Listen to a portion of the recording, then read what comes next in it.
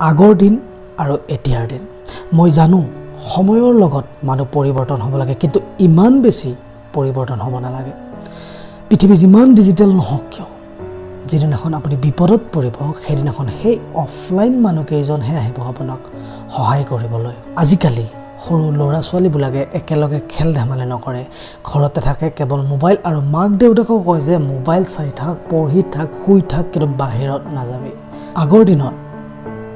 ল'ৰা ছোৱালীয়ে ভাত নাখালে মাক দেউতাকে বিভিন্ন কাহিনী কৈ বা গীত গাই ভাত খুৱাইছিল আৰু আজিকালি ডৰেমন বা ৰিলছ চাই ভাত খুৱায় আগতে আমি কোনোবা বন্ধুৰ ঘৰত গ'লে না ফোন কৰিছিলোঁ না হোৱাটছএপ কৰিছিলোঁ তেনেকৈহে গৈছিলোঁ আৰু তেনেকৈ যোৱাৰ মজাই বেলেগ সি যদি ঘৰতো নাথাকে সি যেনেকৈ নহওক য'তেই নাথাকক সি আমি যোৱা গম পালে সি যেনেকৈ নহওক ঘৰত আহিছিল আৰু আজিকালি কোনোবা বন্ধুৰ ঘৰত যাবলৈ হ'লে হোৱাটছএপত মেছেজ কৰিব হাই ব্ৰ' তুমি ঘৰত আছানে আৰু সেইফালৰ পৰাও ৰিপ্লাই আহিব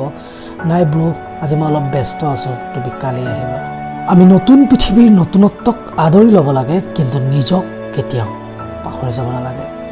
ধন্যবাদ জয় অসম